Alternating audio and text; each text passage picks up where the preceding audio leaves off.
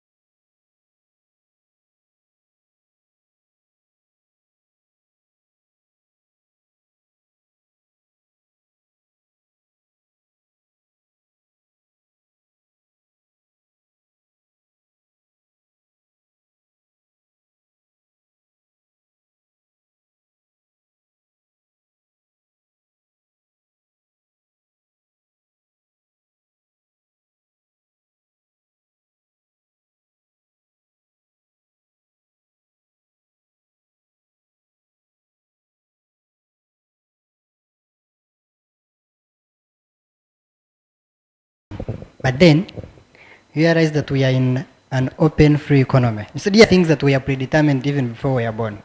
We are in a free, open economy where it's survival for the fittest. If no, what I know, he was talking about of price ceiling and price roofing. But when I go to a shop or a boutique and I buy a shirt at 30,000, and then you go there, you don't have the bargaining powers, and they sell you at 130,000, 300, something. It is you. It is your problem. It's not his problem. Survival for the fittest. Darwin's policy. Darwin's something. Let me tell you, my brother. I've not been to so many countries, but these things that we tell you occur. All they happen. I'm not denying that you could use, actually it is economics to call it thank you so much for that beautiful discussion. I think we are getting now into normal programming, and it's high time to welcome our dearest guests that have been invited. It's the man of his voice in the building. I know everyone is to see around. Mr. Samson Kasumba, senior journalist at NBS. And that voice is really, carries a lot of elation. Thanks for joining us. We are also joined by Reverend Ezekiel, who is a lecturer at Uganda Christian University, and our fellow colleague is always with us, the young youth. We always thank you so much for sparing time to be with us. Thanks so much for making it a point. We are also joined by the Executive Director of NADS, Mr. Samuel Mugas. Thanks so much for joining us, sir. We are most humbled to see your presence. Martinet.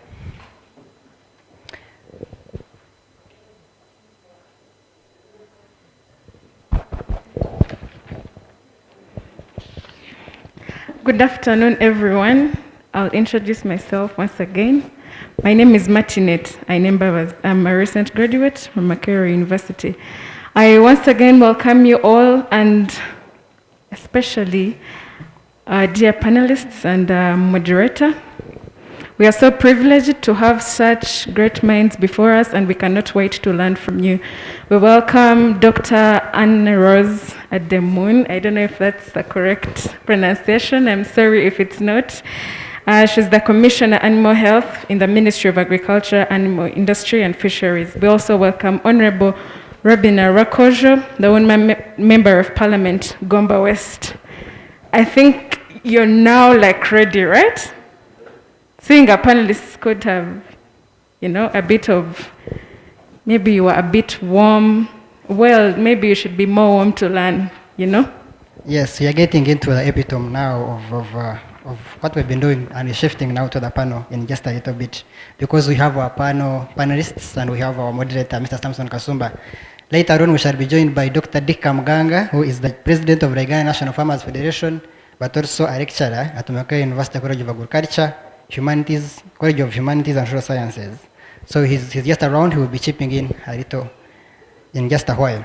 We want to thank you once again, our panelists, our special guests.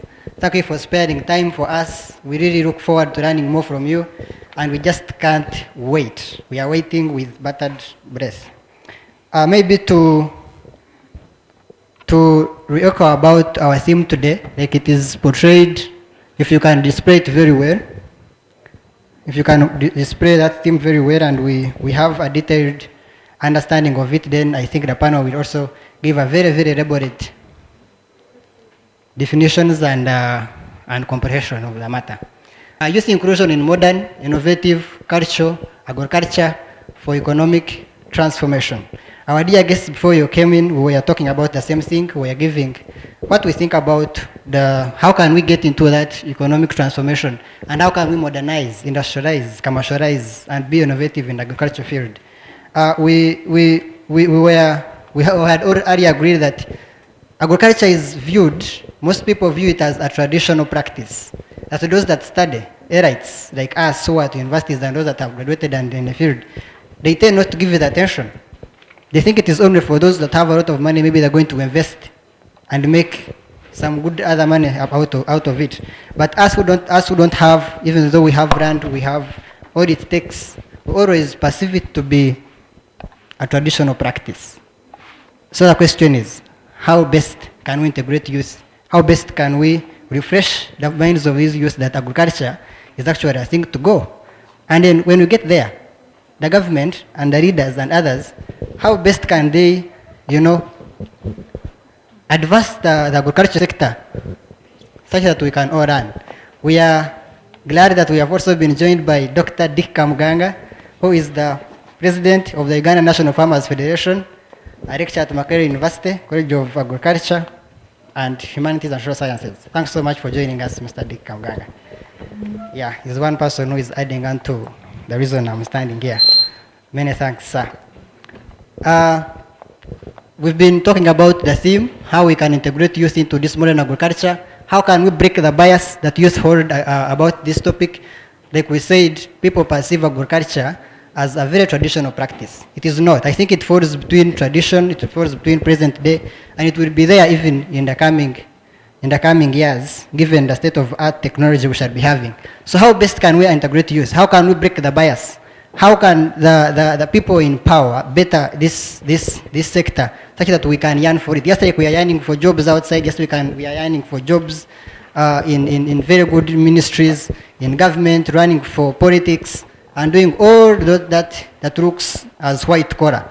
How best can we make agriculture a white collar industry? And I think by the end of the day, when we hand over to Samson, they will have these things well disseminated. Before you are different people from different professions. Most of them are students, they are doing undergraduate, postgraduates, and other levels of academics. We have people from Ministry of Lands, they have been here, as they introduced themselves before. We have people from Ryeitu, Uganda. We have people from NBS. Besides Mr. Samson, we have someone also from NBS. We have poets, we have writers, we have lecturers, and students who are yearning to learn and add on to their knowledge. So as you interact, you just be informed that you're interacting with people that have a very good, passion of running, that pursue running as a day-to-day activity. About Ishaazi Foundation Uganda, we shall later in time call the ED of the Ishaazi Foundation Uganda to give us a detail of what it stands for. But to give a little recap, Ishaazi Foundation Uganda is basically an association or an organization that looks at integrating, especially youth, into agriculture, into cultural practices.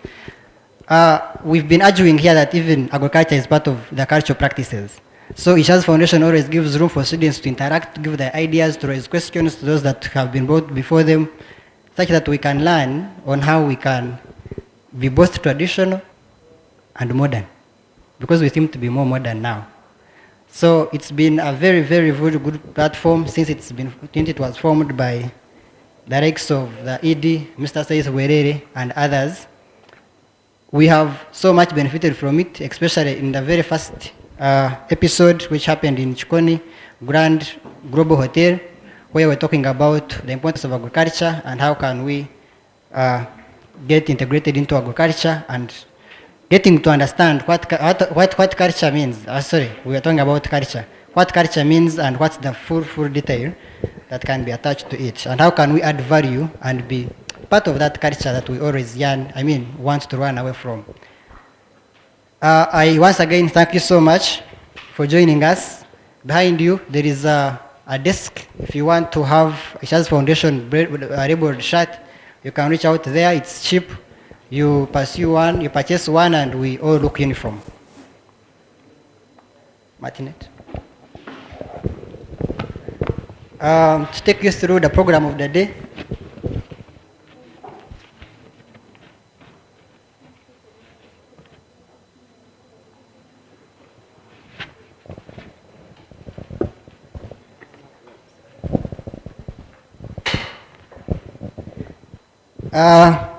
Ishaazi Foundation Uganda also has a lot of things that it does. Okay, and among others is Ishaazi Circle. And if you are a member of Ishaazi Circle, please, there is that table second on my right. Please, that is the table for you to occupy. We shall begin with our opening prayer. It will be led by Reverend Ezekiel. We ask you please to kindly take us through the prayer, and then we hand over the microphone to Mr. Samson for the panel program. Thank you so much.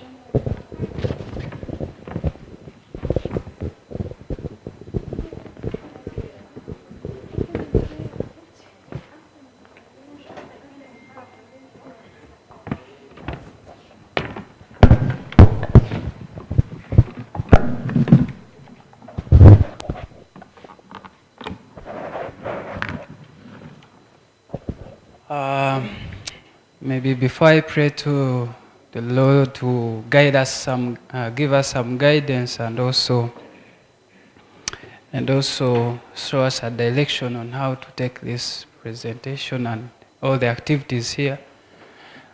Let me introduce myself to you. Reverend Ezekiel Yamukama. I come from Kazu, Champangara. I am a lecturer at Uganda Christian University, but also doing my PhD in religious studies. Observe all the protocol. I've gotten an opportunity to chat and know in person some of our elders here, some of our parents. And then I'm very privileged to meet with young people of my age mate for this great cause. So I am part of this course because I think as time goes on, says, and your friends, I would love to be, part of such discussions. It's a very good honor for me to be invited here. I am doing a course, and my research is in salvation, how the Bahima perceive or understand salvation. So my research is salvation versus my culture. And in it, I find a lot of things. The biblical context of salvation or understanding of Christianity, but also the perception of my culture in terms of Christianity and religions. And so, how can I belong to my culture and then be a faithful servant of Christ? And I see this very relevant, especially to us as young people as we continue to progress. Let me pray for us.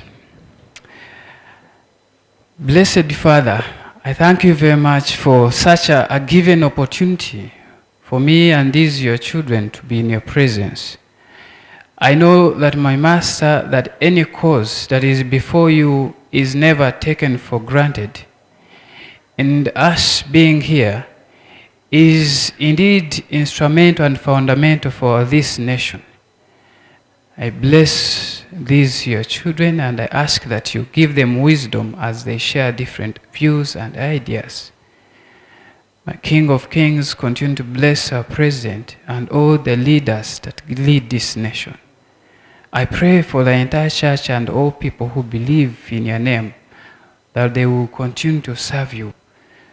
Thank you for this mighty organization. Thank you for this mighty vision. Bless these young people as they, perceive their goals, my Father. Bless the occasion. Bless everyone who is on their way to this point, and help us, on top of everything, understand your will. I would have given much time to read on how you gave people. You narrated the story of the people, the young talents, the people with their talents, young people with their talents. And many other stories in the Bible that speak about agriculture, that speak about the economical sustainability in our families, in our homes. But my Master, I know that you are the foundation of every sector in our society. And now be with us as we continue to discuss, and give us your Holy Spirit to discern in our hearts. In the mighty name of our Savior, Jesus Christ, we pray. Amen. Thank you very much.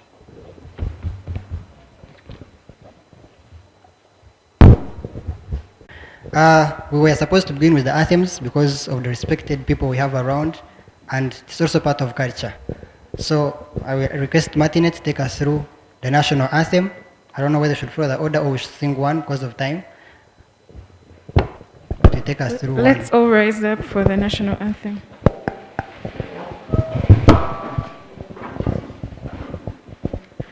O Uganda, may God uphold thee. We lay our future in thy hand. United, free for liberty, together we'll always stand. O Uganda, the land of freedom, our love and labor we give. And with neighbors all at our country's called in peace and friendship we live. O Uganda, the land that feeds us by sun and fertile soils grown.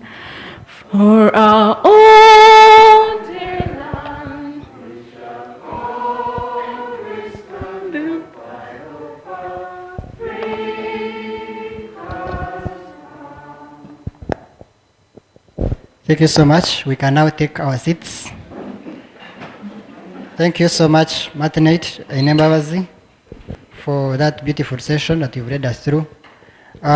Before we hand over to the panel, we would love to request that we should first understand what Ishaazi is, and we just hear from our ED, then we hand over the microphone, because we all need to know. We have some new members, and I'm sure some of our invited guests don't have a very comprehensive understanding of this.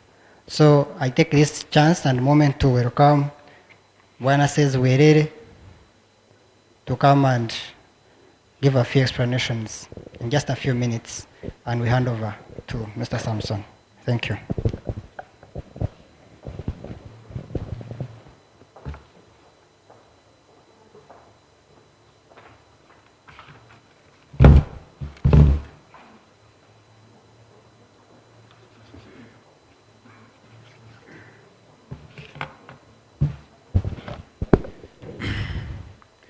Our guest of honor,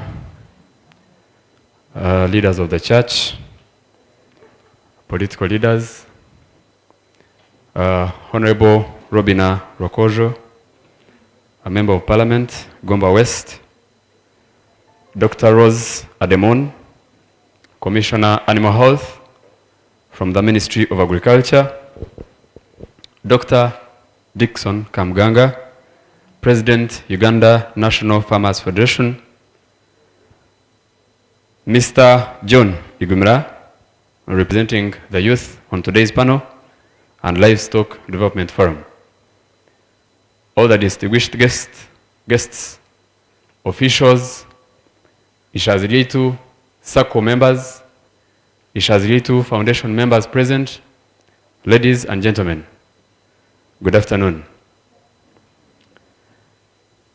My name is Saith Lisiga. By God's grace, I'm the team leader of this wonderful initiative or vision. Mr. Samson Kasumba one day told me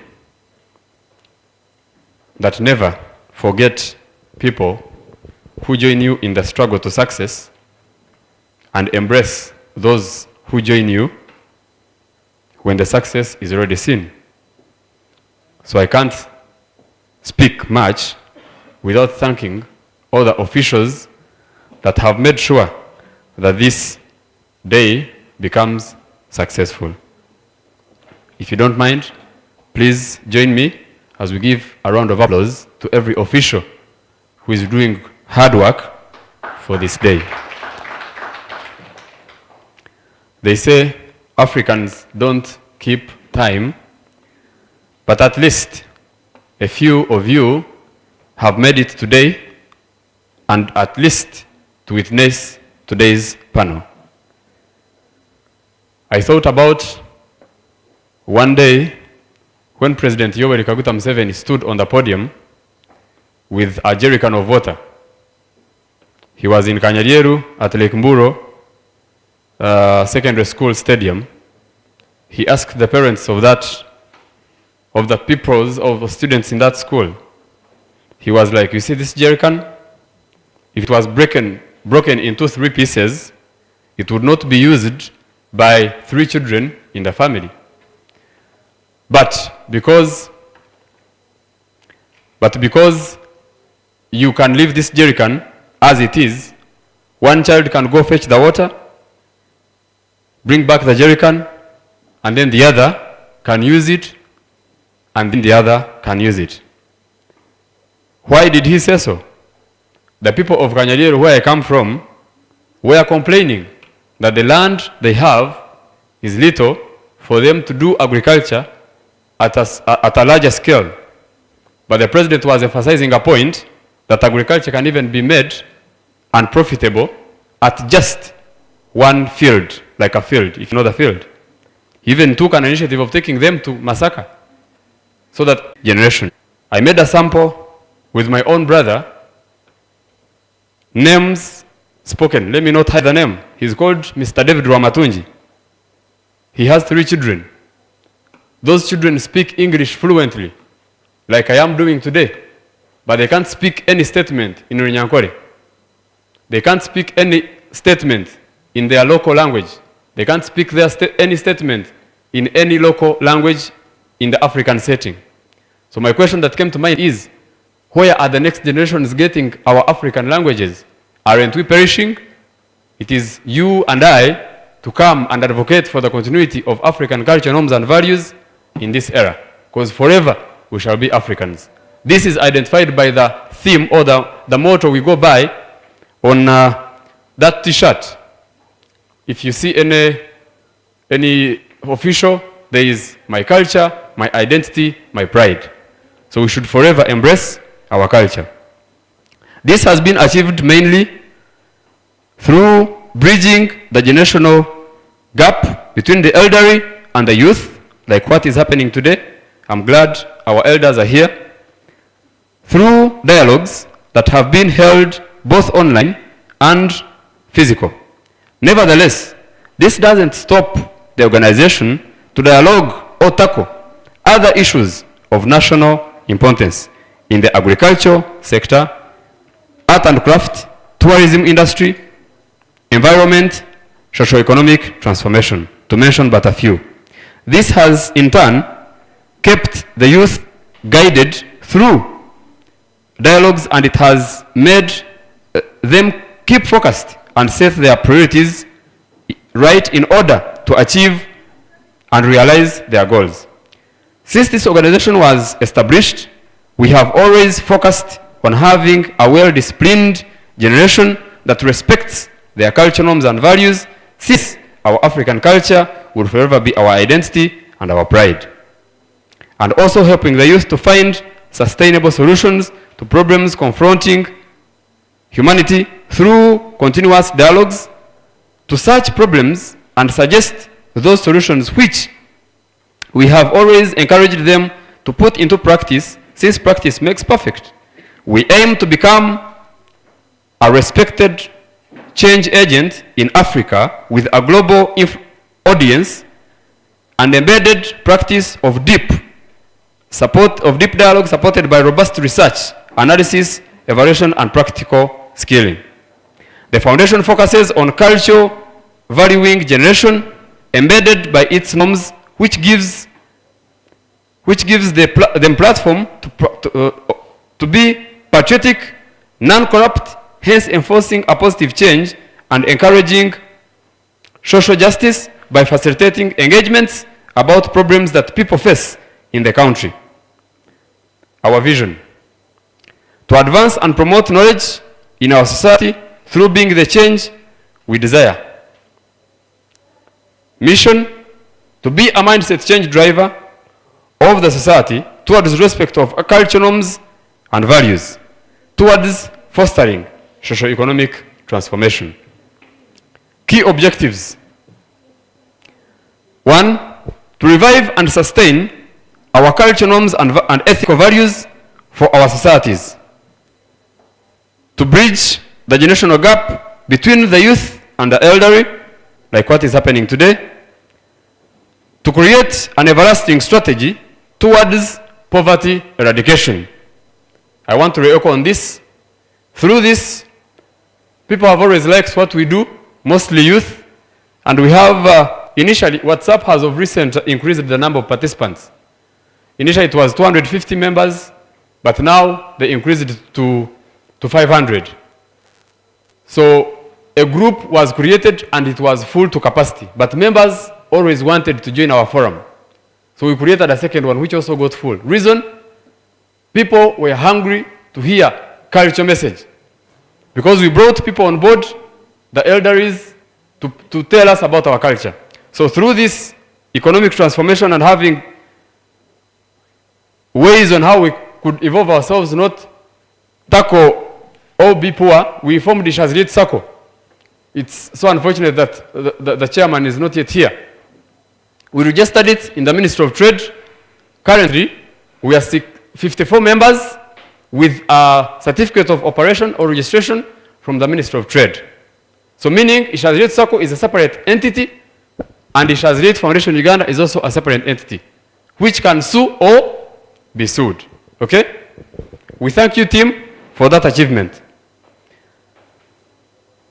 Third last, to advocate and continue to preach about environmental conservation, which will be our next year's theme, because environment really relates with culture. Then to always set up other mentorship platforms to the society, like this is happening today. Then to advocate for team building, togetherness, and participation in different societies. Achievements.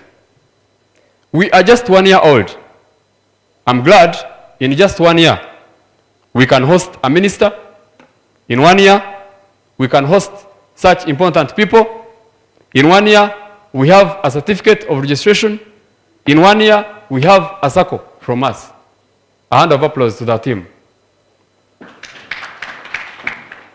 Ishaazi Foundation Uganda is a registered entity from URSB with its offices at Uganda National Farmers Federation, where one of our board members said, please don't suffer. You have an office given to you until you grow up and set yourselves apart. Please give a thanks to Dr. Dick Kamganga, who gave us an office. Dr. Dick Kamganga, maybe people would want to see who you are, so. Thank you, sir. So we formulated a board of trustees where he sits, and by God's grace, we got out a gift of an office. Then we formulated Ishaazi Circle, where the door is open, you can join at any time you want. For Ishaazi Foundation Uganda, subscription forms are available. You can subscribe to become a full registered member of a registered organization. However, in all this experience, we have found out that, for example, when we hosted Mr. Keith Bunanuche, Mr. John Mark Rubanyihora, Mr. Elia Muhanguzi, these took us through the Ankole clans and totems. In Runyankole quoted Enganda Zeitu, Nimriango Yazo. This was through our WhatsApp dialogue that we hold always, and it taught us that the Wanyankole are grouped into at least 31 clans in Uganda. And these groups are grouped according to 4 common roots, Ebunu, or Ebtinti, Bina. These roots are Abhinda, they have 16 clans within, Abagahe, 43 clans within, Abashambo, 56 clans within, Abeshkatwa, 16 clans within. If you didn't take enough research to know this, our future generation would not find this information. We gather information always so that our future generations can always know what we do. Without taking much of your time, I call upon you to join us as we are still young, but at least you've seen this achievement. Join us, bring ideas, we move Ishaazi forward for God and my country. I thank you.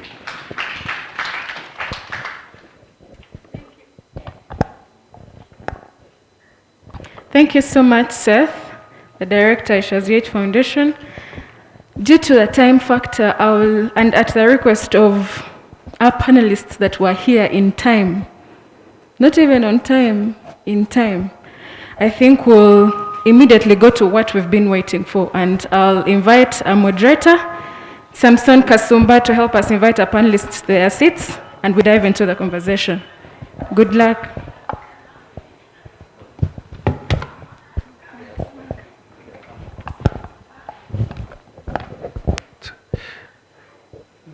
Good afternoon. I'll ask the panelists to take their seats, and that is the Honorable Rakojo, Dr. Kamganga, Dr. Ademun, and Mr. Gumira John to take their seats so that we proceed with the panel. As they do,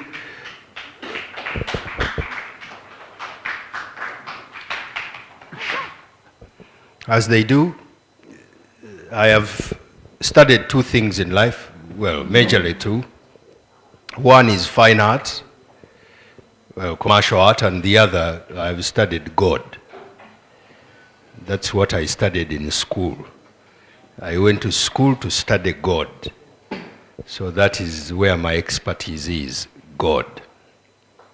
Now, in that enterprise of studying God, sometimes when I tell people I studied God, they think I didn't go to school. But today it's good that there's another person who has studied God professionally, and he's here with us. But as I studied God, and most of us are believers, one of the things I found out is that agriculture has nothing associated with sin. Before sin was, agriculture was. In fact, it is the original, if not only profession created by God. And rumor is that even after sin, there will be some form of agriculture in heaven. If we are to eat. If there is any plan to eat in heaven, agriculture must be involved. So agriculture predates sin and will live beyond sin. Those are biblical positions. So anything that is wrong with agriculture is what is associated with sin. In fact, when I was trying to challenge my students, because I also lectured theology, I used to ask them that, is it true that death was brought by sin? And they would say yes. So I would ask, can you explain in a sinless world how there can be feeding? Because ripening is a process that involves death. If you pluck anything from a tree, death has happened. So I would ask them, can you explain eating where there is no death? Because again, when you consume, stuff has to die that goes out. Then of course the class would end, because in many times in Africa, when you are teaching after people have had starch, thinking is limited, so people didn't want to think. You dismiss the class and you let people go away. But the reason I'm saying this is, and I'm glad that we have this discussion, I have had, I think, about 5 conversations with young people majorly from Western Uganda.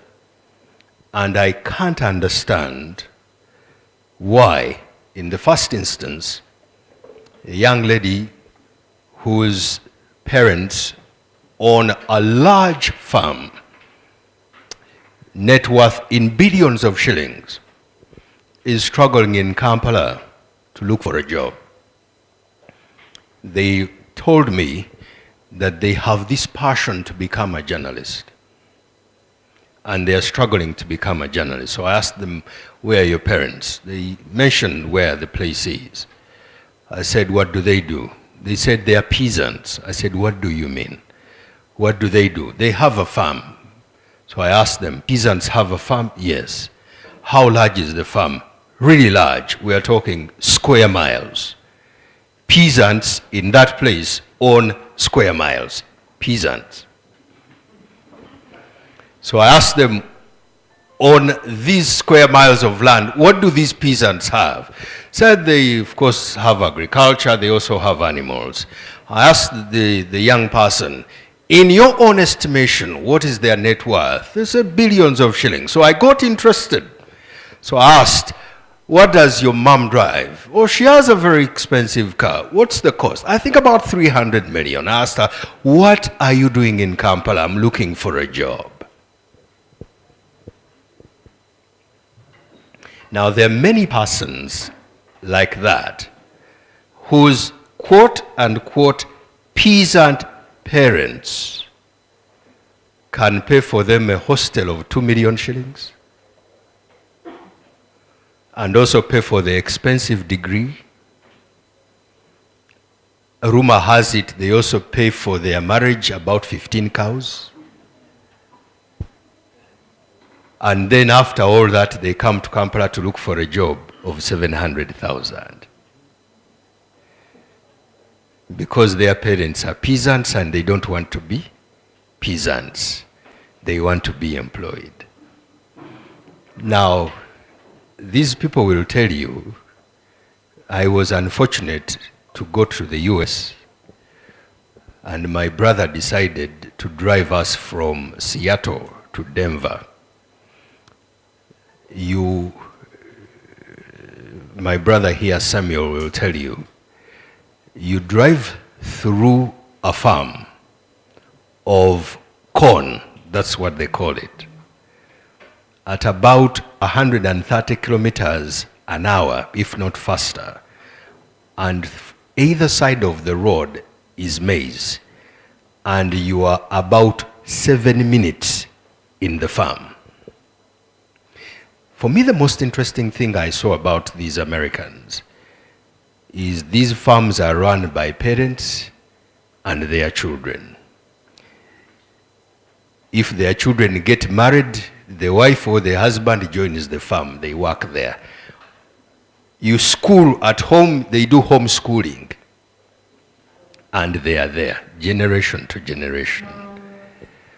So I am interested in this panel to find out how can we interest our young people in agriculture in the same way the Danish, the Americans, I think the Israelis and other people have done. Because my interest is that these young people will be involved in agriculture.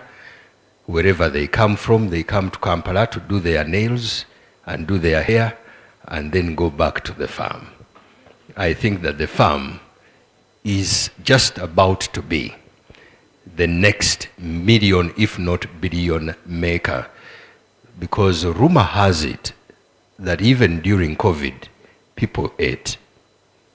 And after it has gone up, there is no plan to stop eating. Is that plan, have you had a government program to stop us from eating? No. And I can assure you, you can take me to court if I am lying, there will never be a government program stopping people from eating.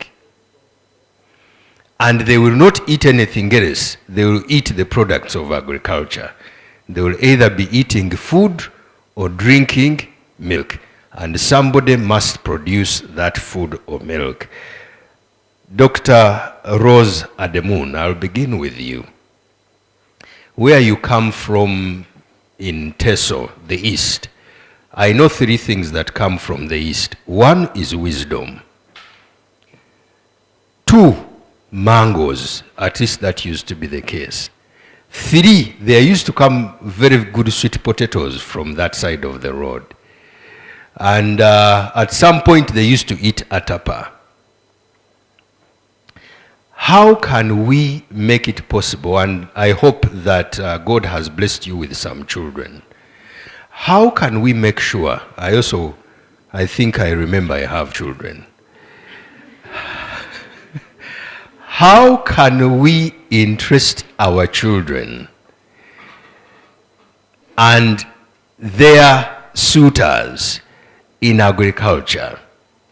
And hopefully today we will not get into blame game. I am a forward thinker because I want it to be possible that somebody who came here with a poor mentality on agriculture can live here with a mindset change. Research shows that in any audience when you speak, only 20% change.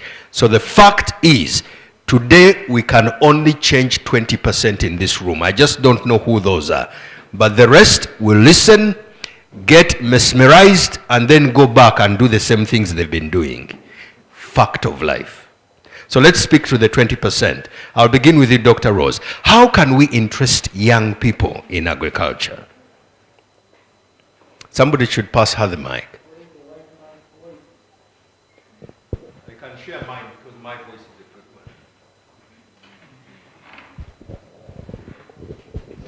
one. Can everybody hear me? Yes. Those who can't don't watch NBS. They watch some other station in the basement of our hotel.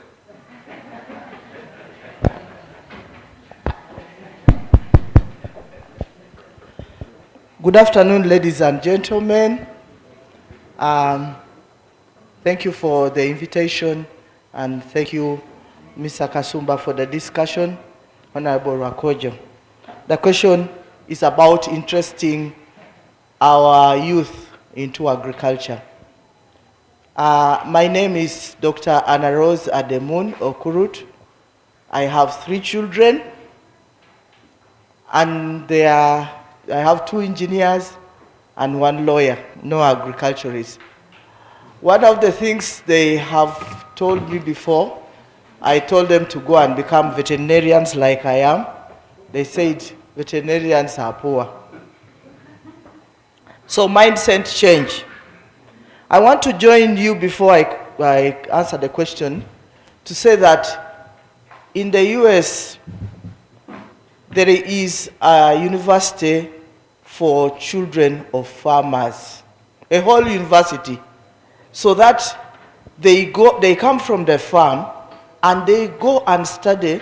If it is animal farming, if they are from a dairy farm, they go and study purposefully to come back and work. Studies are good because they are important. You learn, you come to meet people, and you also learn your trade. You improve the trade from what your parents are doing to what is now desirable for a society today. Maybe we used to milk with the hands.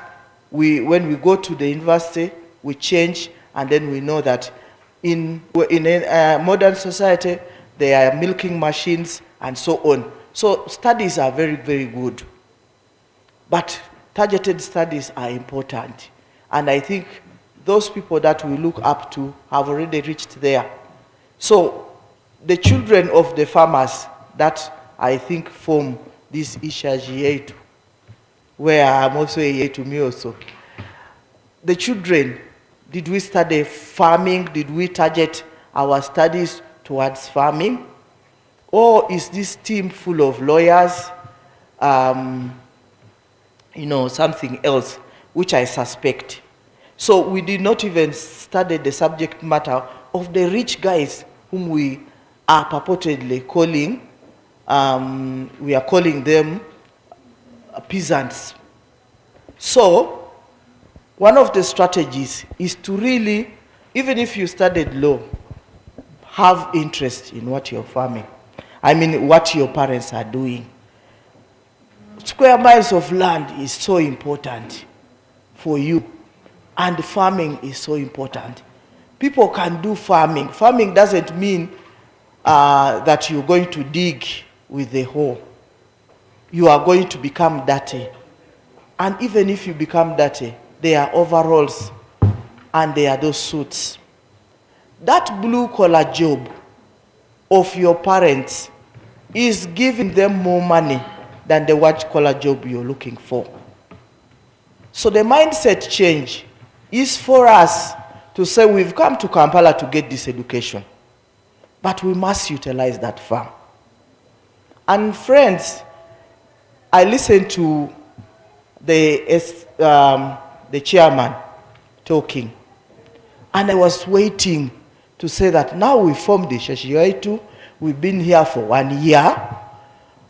We have written a project proposal to utilize the land of X's father as a team, and then we say we are going to now have a modern farm where we are producing dairy in such a way that it's not contaminated with the acaricides which are used poorly. We have improved our methods of production, and maybe as a team of Ishaazi, we are going to use so and so square miles of land which are lying fallow. Since this earth was established by God, nobody has dug in there. That's the land which lies in Ankole region. So it has not been dug, which means we have not harnessed that land.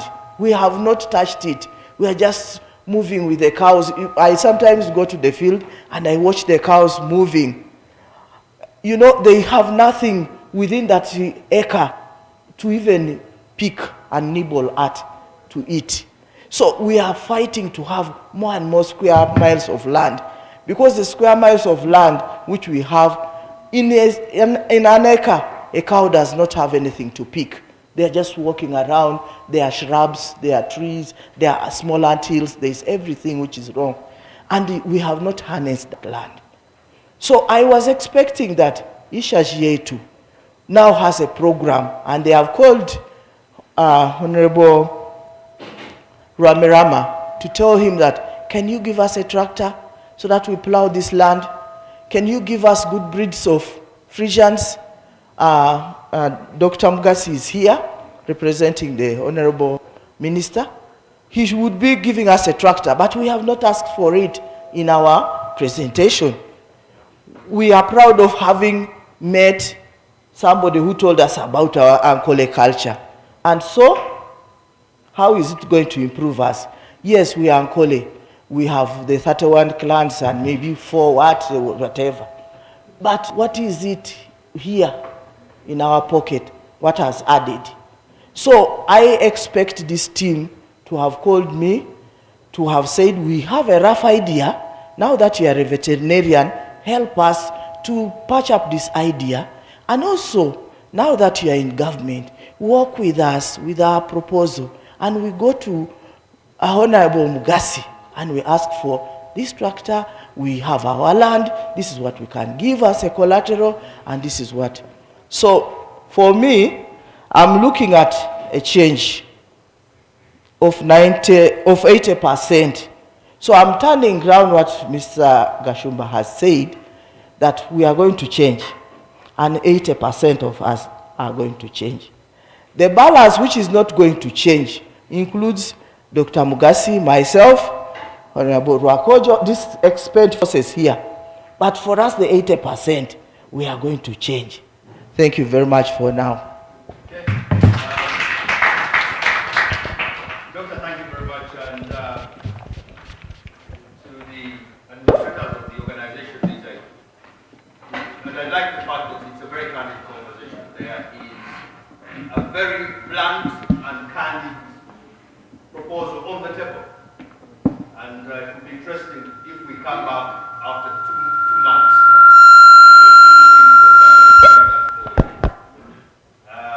Hopefully, part of the leadership of the organization are also not looking for jobs and doing this as part-time, which would I think that's what you're suggesting, that Ryeitu should be a full-time job for the people doing it because it can become an income-generating project. Is that what I hear you say? We will see who is part of the leadership still looking for a job anyway. But that's another matter. Since it is ladies talking, this is one of my daughters is going to get involved in farming by becoming a chef, cooking what others have grown.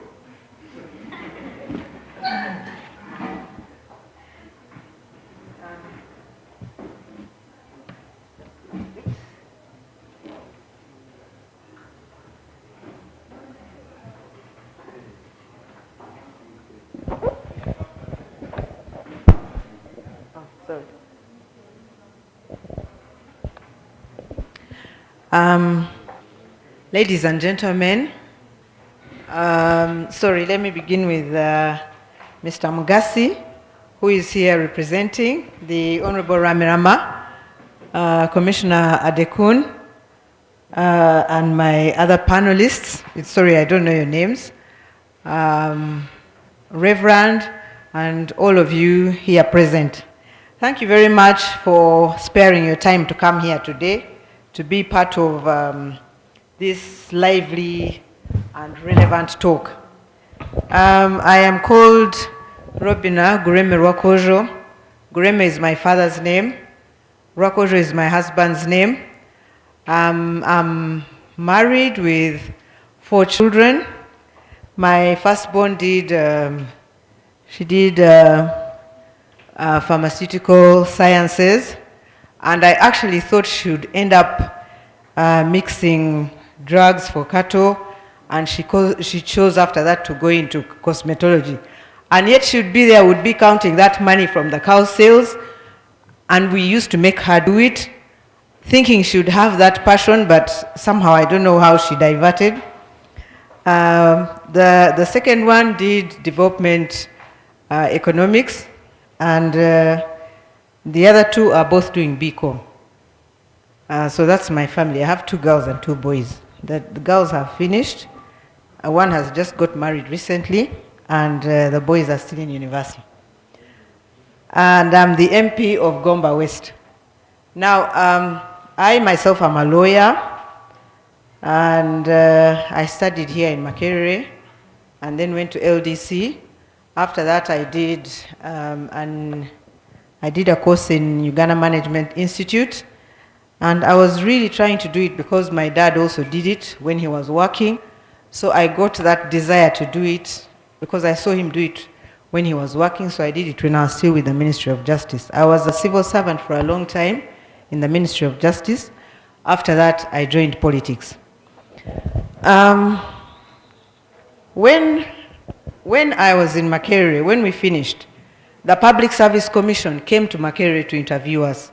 They went to the Faculty of Arts. They would come even before we finished, like in the very, very last week, after exams, they would come and would have the different panels sitting there. I remember I sat for the one of Justice, Foreign Affairs, and Prisons, but I went to Justice, and I'm glad I did because that's the place where you can work best as a lawyer, having studied law in this country. You can really exercise whatever it is, go to all sorts of courts, because if you work in private practice sometimes, you may not have security of tenure, or your firm may not even get a chance to go, say, to the Supreme Court or something like that. So I was lucky that I did that, after which I got into politics. But I had been a member of FIDA, and I found myself working with the masses. Now,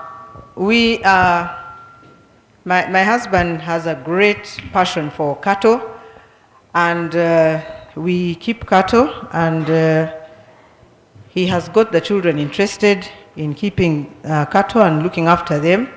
Every holiday we would have to go, for the first week of the holiday, we would have to go up country, and they would have to know their roots. I'm thankful to the old ladies who stayed with us when, it's a bit emotional for me, I'm sorry. When I got married, my mother-in-law was with us, so my children had to speak our language, and I found it worked for them. imwabarkwanga bakuru numferu. You know, many people, I had a friend who came and said, what is this old lady doing in your place? She's going to eat all the food. So she had, but of course, you go back to school and you're joining the rest in school, and you have to keep up and to live up, so it gets mixed up. But I want to thank God for that. We have tried to modernize a bit, and we are still learning, we are still progressing. Recently, our barn got burnt. It was so painful. It was very big and it had hay in it, and one of the workers didn't think very well. There were bees in there, so he was trying to get honey, and he used some fire, and the whole barn got burnt to the bottom. You can imagine what that means. It was so painful, but the way I looked at it was like God is just teaching us about some of the risks that you encounter when you're doing some of these things. But because I know when you're storing grass, you need air, because the grass has to be aerated. I don't know how else one can do it. Ours was, we had used wood. Even if you use metal, the grass will still burn if it catches fire. But this guy wanted bees which were in the corner. We didn't even know they had infested the place. And so when he lit the fire after everyone had gone to sleep, he just saw the burn go up, you know? So those are some of the risks that can come about. Now, who are the youth? The youth to me are people between 18 and 30. But of course, in this context of agriculture, we can continue looking at others. When you're below 18 in this country, you're a child. But between above 18 and 30, you're considered youth, even for elective purposes. And for agriculture, agriculture involves both tending plants and livestock. And I knew that for human civilization, they used to grow crops and bring them into towns, and people started coming to towns and they were eating because they were sustained by people who were practicing agriculture. Now, as a leader, I have learned to work with people right at the grassroots. We're looking at commercialization, but before you get to commercialization, where do you begin? Because you start small. There are very few people who just jump and start big. You have to have a lot of capital and all that, or maybe you're lucky that you find your parents already have the sort of farms we're talking about, and you get interested. One thing I wanted to say after talking about campus was those white-collar jobs were available, readily available that time. But now they have really, really reduced.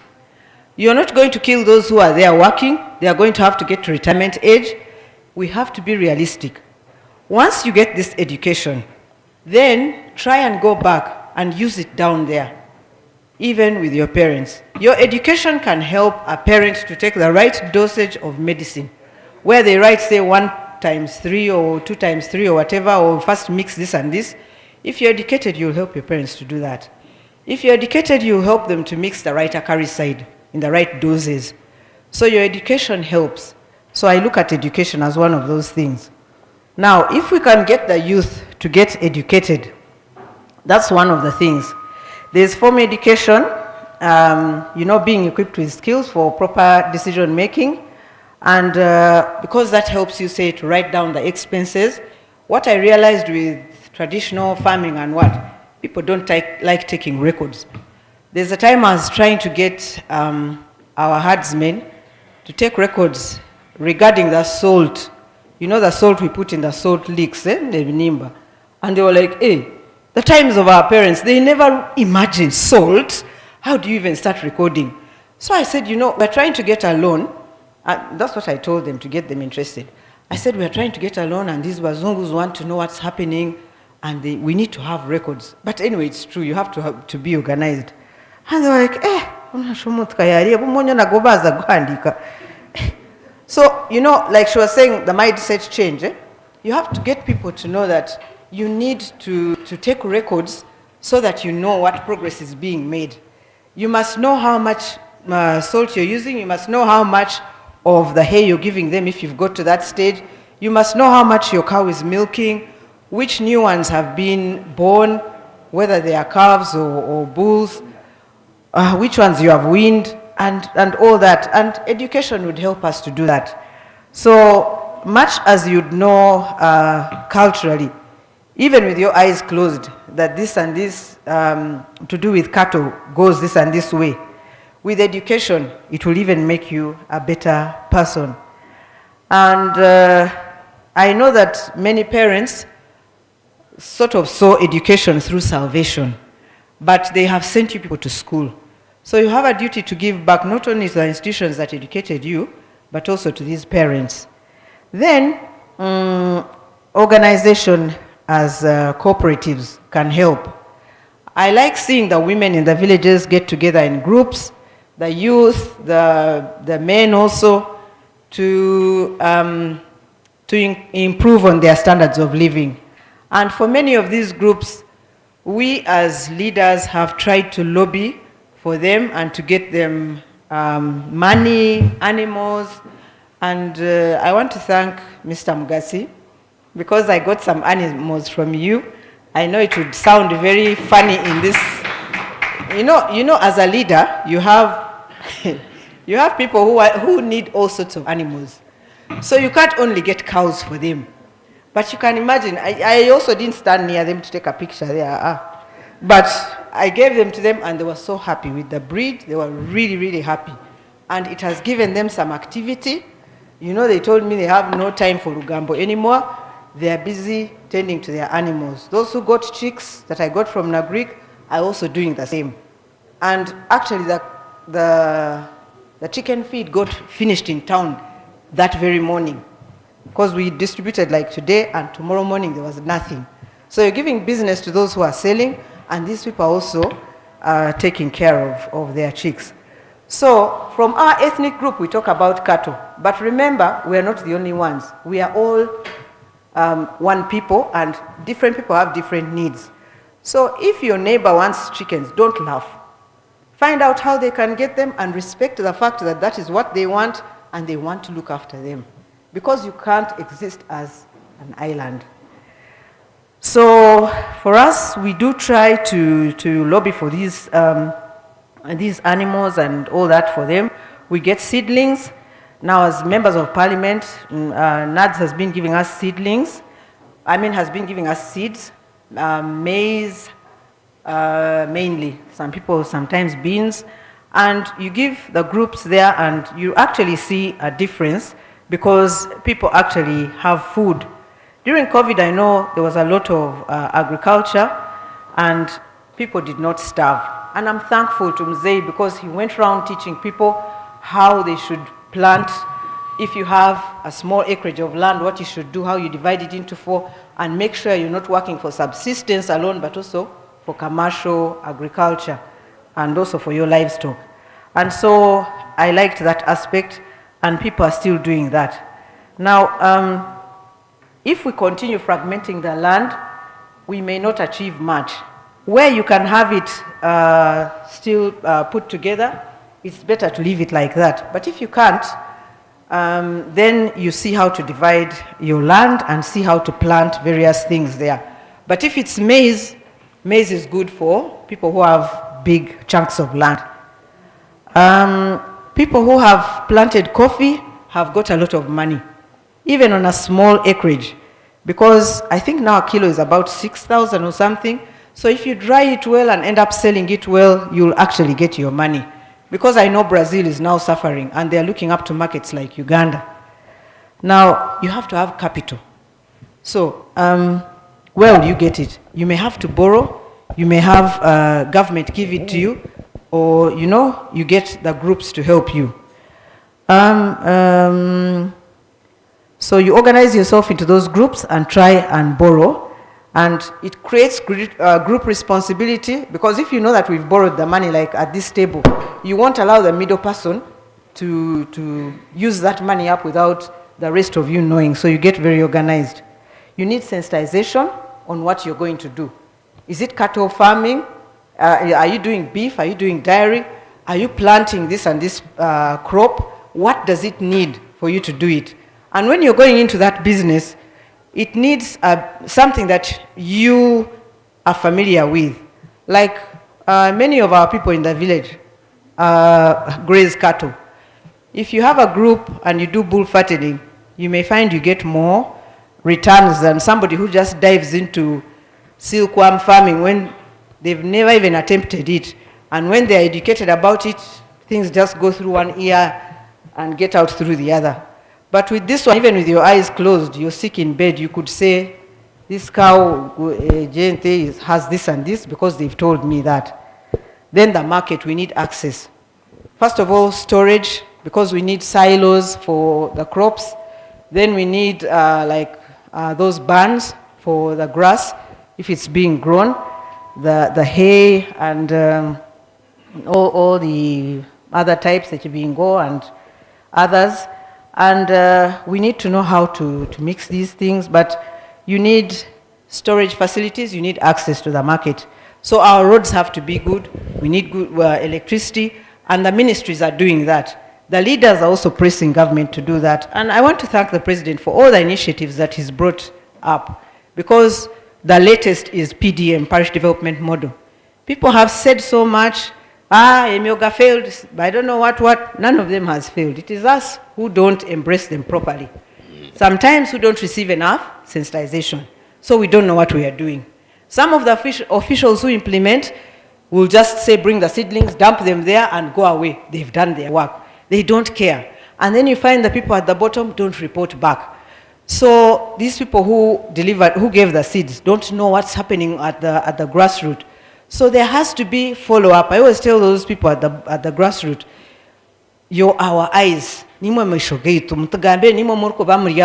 if something is going wrong, call me and tell me.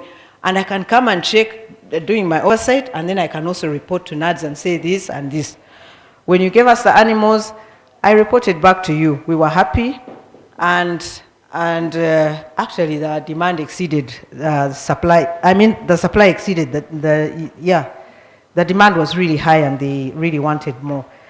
I saw people come up with more groups. You gave so and so, and I'm like, we're giving groups, but wait for another time.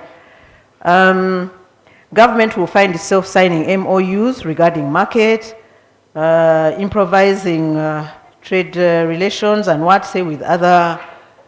improving on trade relations with other nations, like say South Sudan or the neighboring ones, and that is part of what we've got to do.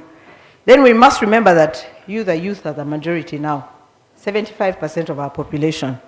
Many of you don't want to work. You just want things to come on a silver plate. The life that you prefer isn't the life that actually first gets you tired. There's no gain without pain. Something you've sweated for is sweeter in terms of your usage of it than something that's just given to you. I always tell the village people, I will not repair your borehole unless you make an input, a financial input. Then I also add. Otherwise, it becomes the MP's borehole. So they will use it, then it gets spoiled, and they are calling you. It has got spoiled, come and repair. But the question I'd like to put to you, Honorable, we know that there is money in Parliament. Parliament? When somebody becomes an MP, the first thing that happens, they get 200 million or for a car. Then they are paid all these millions we hear. We also hear that there are big jobs in probably some of the big organizations. Is there money in agriculture? Because we want these young people to know whether the money is there so that they can be involved or it isn't there. And two, what I want to ask, which I'll probably put to the rest, because the money could be there, but it takes a long time to come. We are all involved in the process of growing. We know to become 35 takes time, but nobody checks out of that process to die because it takes long. We are still involved in growing. We know it involves getting sick, you go to the hospital, but all of us are in this process of growing. No one wants to get out of it. True or false? True. Does it take long? Yes. There is no shortcut to being 70, but nobody wants to stop getting involved in the process. Even when it requires injections, cattle, we take the injection because we want to be involved in the process. So is agriculture like that a process, the end is good, it is tedious, but the money is there from your experience? Or is it just recreational, we go get involved for culture, but then look for other jobs where we get the money? First of all, I want to reject the statement that you made and to challenge you on that. I know MPs are well paid. We're relatively well paid compared to the other Ugandans. But, although there are people who are better paid than us, but the money goes back to the constituencies. Okay. Secondly, for a vehicle, that money that comes for a vehicle is not a luxury. Which is what I want you to let these young people Yes. know. That when you get involved in politics, it seems as if there is money, but at the end of the day you look for it and it is gone, so they shouldn't come. Is that what you want them to know? I'm not saying they shouldn't come. But what I'm saying, okay, Should they choose agriculture over politics? Okay, let me get to that. First, I wanted to say that a vehicle for an MP is not a luxury, it's a necessity. It is a necessity. You have to travel to your constituency many times to check on your constituents and to carry out oversight and come back to Parliament to be able to deliberate. You can't do it on a bicycle or on a boda boda. Yes. Many of our roads, okay, are in the process of being repaired or have been repaired, but it's good to have a four-wheel drive and be able to go there. Yes. There's no one who doesn't want to travel well and get there safely. So for that one, it's like you'd have a phone to help you talk to your business partners or to help you communicate. So I don't want people to think that it is a luxury. Actually, other people talk about our insurance. We have to remain healthy. True. You know, and so that has to be provided for so that you can know that as soon as I'm sick, I can go to this place, get treatment, and go back to do my work. Okay. Agriculture. The reason I was raising this is young people look at these things on the surface, and instead of getting involved in agriculture like we want them to, no sooner have they come out of school than they are on a ballot. They want to go to Parliament, they want to go to Yala, they want to compete in everything and anything. Yeah, I think it's because I have not had many who get out of university and then they want to go to the farm. Maybe I'll give an example of my brother-in-law. He finished Senior 6, went to Nakawa, finished his first degree, did his master's degree, did his professional course in accounts. When he finished that, he went to Masaka and joined his father in a poultry farm. As I speak, I think he has 20,000 birds. His first money was from the Youth Livelihood Fund. There are very few young people like that. Very well educated, but on the farm. He's in Kampala on Friday to eat life up to Monday. He drives back to Masaka to work. There are very few like that. Okay, I wanted to say that I wish Mr. Emmanuel Tayewa was here because he went through Makerere.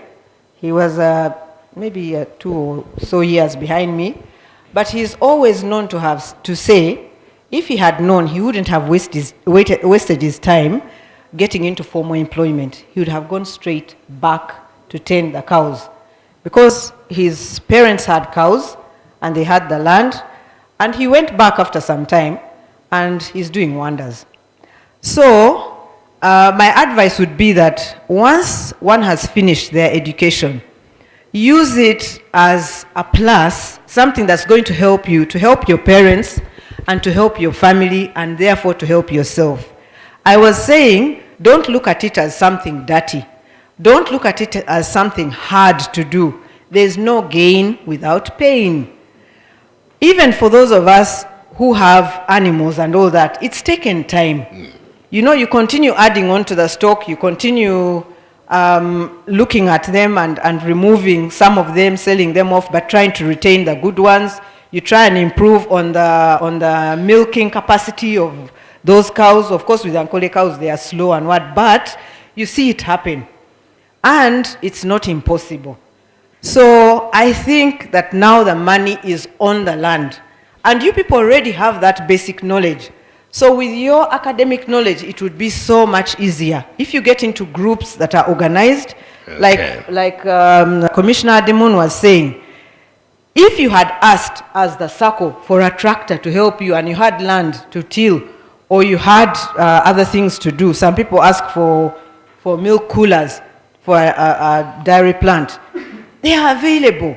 But if you don't ask, you won't get. Even God says, ask and you will receive, seek and you will find. Knock and it shall be open. Yes, knock and the door shall be opened unto you. Nobody is going to guess that you need this and this. No one will, unless you state that you do. And please don't feel embarrassed to do so. No one will think, oh, so-and-so son is also asking for this and this. Yes, why not? Even where you are now on campus, you're seeking for knowledge. Is that lecturer your brother? You're asking for knowledge, but you look at it like, we paid, so he's supposed to teach us.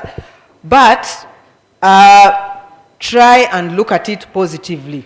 Yes. And you make I'll give you a minute and a half to conclude. Yeah. So I would call upon the youth to ensure that they use their education to help them get back to their roots and improve on what their parents have, or try and get land within in order that you can farm.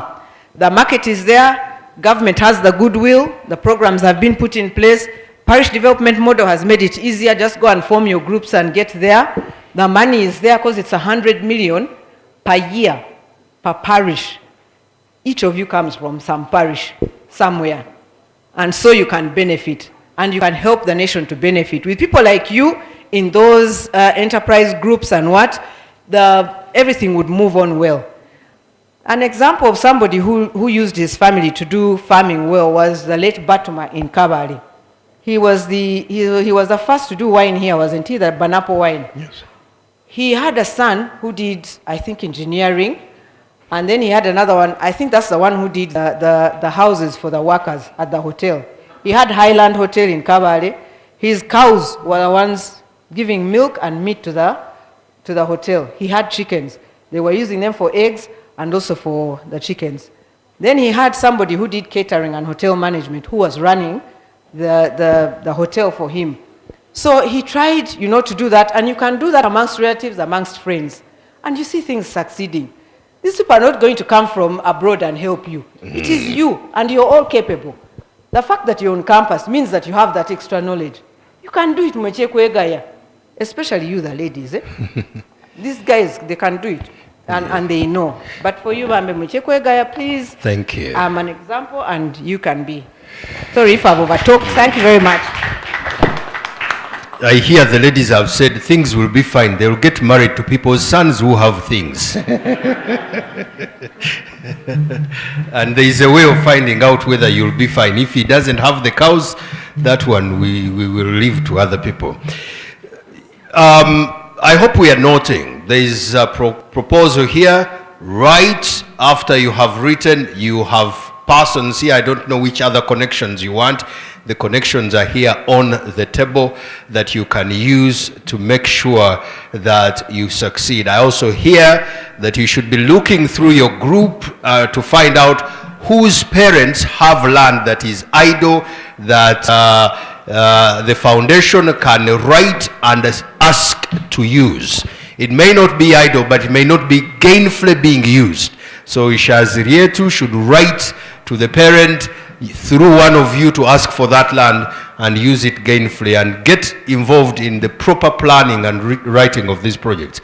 The young man I'm talking about now, the last time I checked, he has a phone he bought for 4.5 million shillings out of money he makes.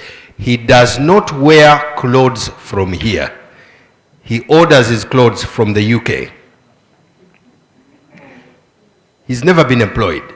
He joined his father, who had returned from the UK, had invested money in the UK when he returned from the UK to come and eat his savings. All the money had been wasted and he was cheated. I saw this man crying. And then he began with 100 broilers. I think the whole farm now has about 30,000 baht. So there are young people doing these things. But let me come to you, Dr. Kamganga. Is there money in agriculture? And should these young people get involved in these things? Because there has been gossip circulating around that you're also in agriculture yourself. Thank you, Director of Microphone. I am a villager, so in case I don't remember... Senior consultant on public speaking. That's what they call them. MCs are old people. Oh, okay. Senior consultant on public speaking. In case I stumble on protocol... Sam, thank you.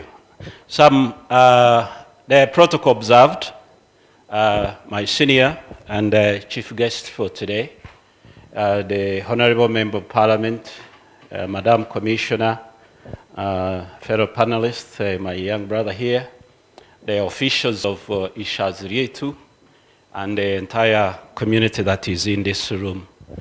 My title is a village philosopher. I live 99% of my